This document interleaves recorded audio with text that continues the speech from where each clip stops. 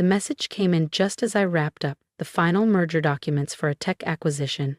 It was December 22nd, and the Chicago skyline glittered beyond my office windows. Harper, honey. About Christmas this year, with your brother Mason bringing his new fiancée. She's a TV anchor, you know.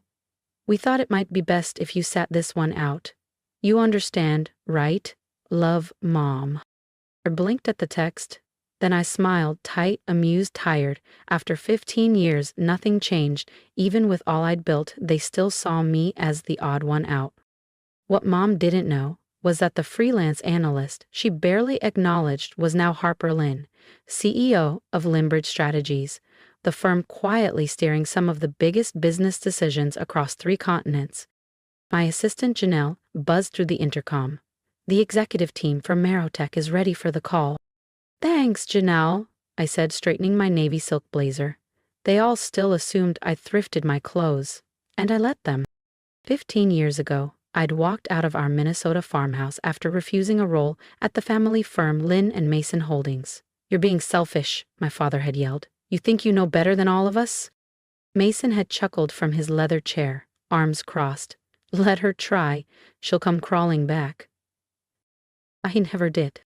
I moved to Chicago with nothing but a laptop and a vision, and I built Limbridge from scratch, working impossible hours, risking everything. Now, Limbridge quietly owned minority stakes in half the firms my family dealt with. There was a knock. Miss Lynn. Janelle entered, holding a thick folder. The contract from Lynn and Mason Holdings, she said. It's ready for your signature. I smiled. So they needed help after all. I picked up my pen. Actually, Janelle, cancel it. Merry Christmas. The irony tasted better than any holiday wine. Lynn and Mason Holdings, my father's legacy firm, had spent the last 6 months scrambling for a strategic alliance with Limbridge Strategies. They had no idea the company they were chasing belonged to the very daughter they'd cast aside. I glanced again at my mother's message. Need to maintain a certain image. My email chimed. A new message from Mason. Harper, Mom told me about Christmas. Don't overthink it. You know how she gets with appearances. Besides, Melanie's career is very public. It's just cleaner this way. Maybe once you're established, things can go back to normal. Once I'm established, I echoed silently, staring at the 7-figure deal waiting on my desk. This partnership would unlock Lynn and Mason's international operations, a lifeline for them. I knew from our intel how much Dad had been boasting about it. All it needed now was one thing: my signature. Janelle returned, holding an iPad. Your father's on Zoom. He wants to confirm tomorrow's contract ceremony. I nodded and picked up the call. Harper Lynn speaking, I said, my voice calm and clipped. I always used my mother's maiden name in business, to stay hidden. Hey, everything, my father said, chipper and formal, a far cry from the man who once called my startup a waste of potential. Just checking. Everything's on track for tomorrow, right? This deal is vital to our future. I thought of the Christmas dinners I wasn't invited to, of Mason's smug emails, of years spent as the family shadow. Actually, Mr. Lynn, I said slowly, I've been reviewing the terms. I have some concerns. Concerns? His voice cracked, but everything was approved. Things change, I replied. We should discuss it in person. Bring the whole family to the ceremony. Lynn and Mason is a family company, right? Of course, he stammered.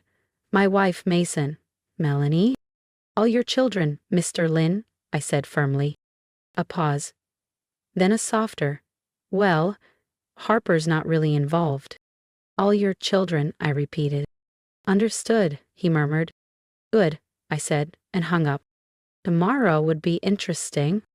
After my father ended the call, I leaned back in my chair, staring out over the glittering Chicago skyline. Tomorrow, my family would walk into Limbridge headquarters, expecting to meet a powerful but nameless CEO. Instead, they'd come face to face with the daughter they had dismissed and forgotten. Janelle stepped into the doorway once more. Shall I prepare the executive conference room for tomorrow's event? I nodded, running my fingers over the embossed contracts. Yes. And, Janelle, Make sure the photographers are ready. I want the moment fully documented, every single expression. That night, I stayed late, planning each detail. This wasn't just a signing ceremony. It was the moment everything would change. My family was obsessed with image, but they were about to see what earned power looked like. And Christmas? It would never look the same again. By 6:00 omitting, I was already in my office. The 47th floor conference room gleamed. Fresh orchids. Imported wood conference table polished to perfection. Floor-to-ceiling views of the frozen lake below. Janelle appeared, calm as always. Your family just arrived. Shall I bring them up? I checked my reflection. Gone were the soft sweaters and modest shoes they were used to. Today I wore a charcoal Armani suit, Louboutin pumps, and my grandmother's Cartier watch, her final gift to the granddaughter they all underestimated. Let them wait, I said, smoothing my jacket. I'll make an entrance. 20 minutes later, I stood in my private elevator, watching the floors pass. My phone buzzed. Another message from my mother. Harper, where are you? Your father says this meeting is critical. Don't embarrass us. I smiled, slipped the phone away. Through the glass walls of the conference room, I could see them. Dad pacing, Mom fixing Mason's tie, Melanie rehearsing her smile, and the senator, bored, glancing at the contracts, unaware. I gave Janelle a nod. She opened the doors. Ladies and gentlemen, she announced, Ms. Harper Lynn, CEO of Lynbridge Strategies. The room froze. The air turned electric. As I stepped inside, my heels echoed across the marble, and then my mother's champagne flute slipped from her hand. The champagne flute slipped from my mother's fingers, shattering across the polished walnut table. My father's face drained of color, rage giving way to disbelief. But it was Mason's stunned silence I'd remember most. The ever-confident air, reduced to a speechless onlooker. Good morning, everyone, I said coolly, taking my seat at the head of the table. Shall we begin? This is absurd, my father stammered. You're a freelance consultant. Am I? I lifted a sleek black folder and flipped it open. Because according to these documents, I'm the CEO of the firm you've been courting, Lynbridge Strategies. The senator sat up straighter, suddenly attentive. I'm sorry, what exactly is going on? Oh, I said, turning to Melanie with a mock sweet smile. I would have been properly introduced at Christmas dinner. But, funny thing, I wasn't invited. Something about maintaining appearances. My mother opened her mouth. Harper, sweetheart, this has all been a huge misunderstanding. Has it? I cut in, sharp as ice. I tapped a button on the panel. The wall screen lit up. Let's review. Here's your message, Mom, suggesting I sit Christmas out. Here's Mason implying my career was a fluke, and here, I tapped again, is Dad pleading for this partnership, completely unaware he's been negotiating with his invisible daughter. The room fell silent. Janelle moved between chairs, placing updated copies of the contract in front of each guest. Dad flipped through his in panic. These aren't the same terms. These are different, I agreed. I've made revisions. I've had time, years actually, to decide how I wanted this moment to go. Melanie leaned forward. You can't do this. Lynn Mason has plans, expansion, investors, like how I had plans when I launched my business with no support, I said, when I was dismissed at every holiday table. That was different, Mom whispered. We were trying to protect you from failure. No, I stood, letting my voice cut through the air. You weren't protecting me, you were protecting your social status. I gestured toward the city skyline beyond the glass. Congratulations! Today the world learns exactly who the Lyns are. I stood slowly, adjusting the cuff of my blazer. The partnership is off, I said, voice calm and final. Lynbridge will be acquiring Marotech directly, and as Dad likely realizes by now, that effectively blocks Lynn Mason Holdings from accessing the European market. My father collapsed into his chair, the weight of it finally settling in. Without the Lynbridge partnership, without the capital injection from international expansion, Lynn Mason would remain exactly what it was, a dated regional firm operating under the illusion of relevance. "You can't do this," he murmured.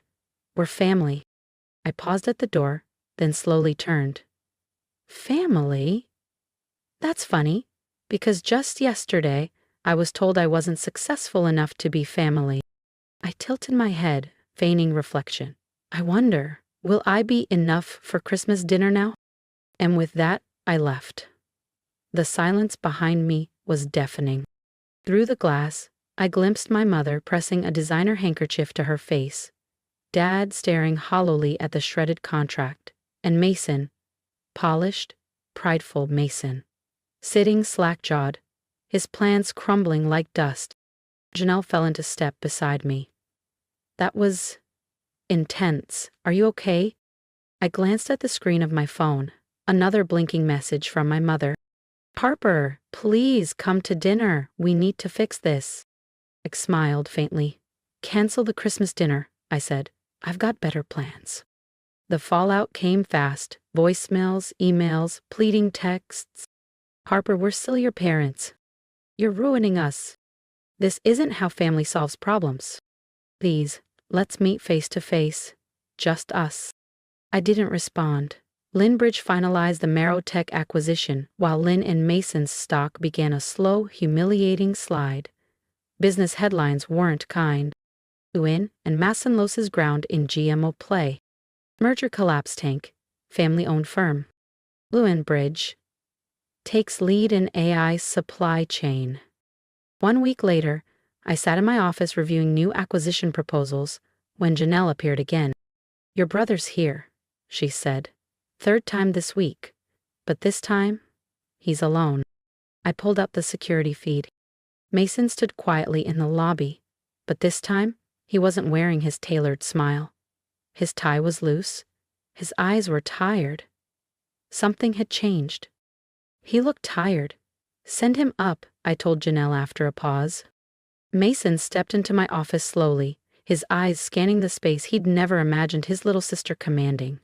The panoramic skyline behind me, the art, the quiet power in the details. "Nice office," he said, voice low. "Bigger than mine at Lynn and Mason, though I guess that doesn't mean much anymore." "What do you want, Mason?" He dropped into a visitor chair. For once he didn't posture. "Melanie called off the wedding." I raised a brow. "Really? The perfect political couple couldn't weather a few headlines?" "She said she can't be tied to a sinking ship." He gave a hollow laugh. "Said I no longer fit her image." The irony hung heavy. "Dad's drinking again," he added. "The board's starting to panic. Mom can't show her face at the club. Everything's falling apart." "Because of me?" I asked evenly. "No," he admitted. "Because we built everything on appearances. Just like my relationship." I nodded once. "You all treated success like it had one look, and I never fit it." "I deserved that," he said quietly. "You deserved a lot more," I replied, my voice hardening. "Do you know what it felt like, watching you all celebrate each other's wins while pretending I didn't exist? Mom threw parties for your every promotion. She never even remembered what I did." "We thought you were struggling." "You never asked," I cut in, standing. "Not once. In 10 years, did any of you ask about my company, my team, my vision? You were too busy dismissing me to see I had surpassed all of you." His silence said it all. Then real tears, not performative, welled in his eyes. "I was awful to you." "Yes. Can you ever forgive me?" I looked at him, steady. "Forgiveness isn't the issue, Mason. Trust is. And that's something you'll have to earn." Suddenly the door burst open. My parents strode in, ignoring Janelle's objections. "Harper," my father snapped, though the usual thunder in his voice was gone. "This has gone far enough," he continued. "You've made your point." "Oh," I said calmly, "and what point would that be?" "You're successful," my mother said breathlessly. "That we were wrong. And we see you now, darling. So please, stop punishing us." I laughed, a cold, hollow sound. "Do you think this is about revenge? About proving I made it?" I rose from my seat and walked to the window, staring out over the glittering skyline. No. This is about consequences, about finally making it clear that your choices, your judgment, your disregard, your arrogance have weight. We're your parents, my father said, his voice cracking. Everything we did, it was to protect you. I turned slowly to face them. No, everything you did was to protect your image. I gestured toward the headlines on my tablet. Well, congrats. That image is now shattered. A crumbling company, a disgraced engagement, and a family unraveling. What do you want from us? Mason asked quietly. What I wanted, I said, was your belief when I was building Limbridge, your respect when I succeeded, to be treated like family, not like a mistake. I paused, letting the words settle. But now? I don't want anything. My mother's tears began to fall. But I didn't flinch. I'd seen those tears before. When I didn't get into the right college, when I didn't take the job at the firm, when I let the family down. Please, Harper, it's almost Christmas. Ah, yes, I said coolly. The Christmas dinner I was too much of a disappointment to attend. Tell me, do you still need to maintain appearances? Or did that vanish when your golden boy got dumped? My father stepped forward. Just tell us. Board seats, equity, a public apology? Name it. I shook my head. You still don't get it. I don't want what you have. Limbridge is worth 10 times what Lynn and Mason ever was. What I wanted, I said softly, was a family that valued me. Not for what I could do, but for who I am. I pressed the intercom. Janelle, please escort them out and update the security list. Harper, please, my mother whispered. We can fix this. No, Mom. You don't fix a decade of dismissal with a desperate apology. As the door closed behind them, I sat in silence, city lights flickering below. Then my phone buzzed. Heard what happened. Your grandmother would be proud. Christmas dinner's at my place this year, Margaret. I smiled, for real this time. This year, I'd be spending Christmas where I truly belonged. I smiled, a quiet warmth spreading through me as if a weight had finally lifted. Sometimes, family isn't defined by blood, but by those who believe in you when no one else does. The next morning, I gathered my executive team at Limbridge Strategies. It was time. We were launching our boldest move yet. A complete restructuring of the consulting landscape, starting with the acquisition of 3 mid-tier firms across the Midwest. Lynn and Mason Holdings wasn't on the list. As I stood before the board, laying out our strategy, I thought briefly of the Christmas dinner happening in my parents' home. The glossy table, the curated wine, the hollow toasts, all of it built to preserve a crumbling illusion. Meanwhile, I was building something real. A week later, Janelle placed a small package on my desk. Inside was my grandmother's old leather business card holder and a note from Margaret. She always said you'd outshine them all. Looks like she was right. I placed it on my desk, right beside my nameplate. A quiet reminder, success isn't defined by those who show up when you've made it, but by those who stood by you when you were still rising. My family had wanted to preserve their image. Well, they got one, just not the one they expected. And me, I had the one I earned, respected, fulfilled, and completely free. So when someone asked me later, do you ever miss your family? I smiled, turned back to my desk and said, I have a company to run. Because that was worth more than any seat at their table. If you've ever been underestimated, cast aside, or told you weren't enough, this story is for you. I didn't build my life to prove them wrong. I built it to prove to myself that I was right to believe in the quiet fire inside me. If you felt something in my story, leave a comment. Tell me what you overcame. Or just say, I see you. Because I know how much that can mean. And if there's one thing I've learned, it's this. You don't need their seat at the table. Build your own. And one day, they'll wish they had a place there.